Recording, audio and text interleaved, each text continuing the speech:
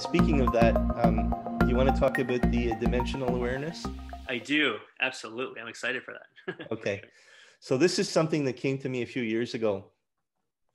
When I used to talk to people about energy work, and some people would just get kind of glassy-eyed, and you can see they were not understanding any of it. It was going right over their head, and they're just humoring me by listening. So I learned that, some people, it's not, no use to talk about these things because they're not open to the concept. So is it just because they're closed-minded, was my question. And it's not really that. It's because they're seeing things in a certain dimension. Now, we all know that physical reality is three-dimensional, right? But there are other dimensions beyond that, greater dimensions. You hear about fifth dimension, which is the blueprint for the planet. It's a dimension of harmony, the way that the planet was created to be. And even higher than that, dimensions. So I got this, I get these downloads a lot, intuitive downloads, I call them. And so your person who thinks very, very concretely, there's nothing wrong with that, but they may be thinking in the third dimension only. They can't grasp anything beyond the third dimensional reality, which is fine. And people who are really good at three-dimensional thinking often succeed very much in the 3D world. They're really situated well, and there's nothing really to distract them beyond that. They're really focused on the 3D and they do well. People that are four-dimensionally aware, you could call it psychically aware. They're aware of information from beyond, like intuitive information, right brain information, and so on. And I've learned that everybody has a lens of a certain dimension. Some people may be in the first dimensional reality, just one dimension. And these are people who are mostly unfortunate, who are focused just on one thing, like a drug addict. Their life is literally ruled by the need for their drug or their alcohol. Okay, and it's tragic. And these people really can use help, but they really can't think outside of that horrible need that they have for the that drug or alcohol. But there is a way to raise one's dimensional awareness, and it's quite simple. It's by intention. If you have the intention that you want to raise your dimensional awareness, it can be done because it's accessible. Every human being has the ability to be dimensionally aware higher than they are now. It's part of our evolution.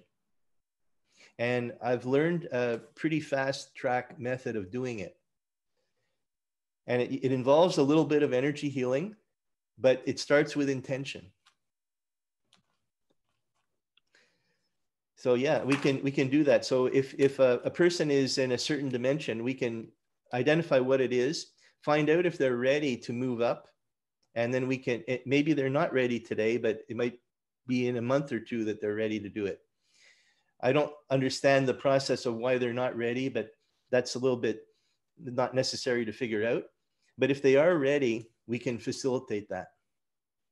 Very interesting. Yeah, very cool. And I think that was interesting, the way you said it and the way you described it. And I remember seeing this on a TV show where they were showing with an orange, and they were saying, if you look at it from the top and it's just a circle, right? Like one dimensionally. And then if you look at it and then you say, oh, it's, it's round. But then if you cut, it in two, it's something completely different in the inside of the orange. So it's just like one thing, and all these different ways you could just kind of see this one thing and it be, it's all correct, but it's from where your level of understanding is. Mm-hmm, mm-hmm. And beyond that, in the higher planes, there's also a blueprint for an orange tree, which is contained in the seed. So yes. We don't even see it, but that seed has the potential to create a tree which will produce oranges. Yeah, which is amazing. Yeah, which is like Mm-hmm. you could just meditate for like days or weeks just on like just Yeah, on that, yeah, right? yeah, You know, yeah, and I remember hearing this. It says, you know, if you think about it, an orange seed is never going to make an apple tree. You know, no, it never happened. It never been like, oops, like oh, I grew. You know, watermelons. I mean, it was an orange seed, but it happened to grow. What none? It's like it's always going to grow oranges. I know it sounds so simple, but for the listener, just think about it a bit more. It's interesting. yeah, yeah, yeah. Yeah, so yeah, one of my favorite abundance analogies is the sunflower. So you have a when you have a sunflower that's really fully developed in September, and it's got this huge head of seeds. Average sunflower contains 1,000 seeds from one flower head. And if you plant those 1,000 seeds the next year, you're going to have 1,000 sunflowers. Each one of them will have how many seeds? 1,000. Yeah. And what's 1,000 times 1,000? It's 1,000,000. In 2 years, you go from one flower to 1,000,000. Is that a miracle or what? Yeah, that's it. It's crazy. It's true. It's a really good point. Exponential growth, and then Yeah, you just go a little bit further. You're into like billions and trillions in two more steps, right? You're like, wow. world domination. Yeah, exactly. Thank God. Yeah, thank God. I mean, at least we got you that can talk our way, negotiate with the plants on our behalf. So, yeah.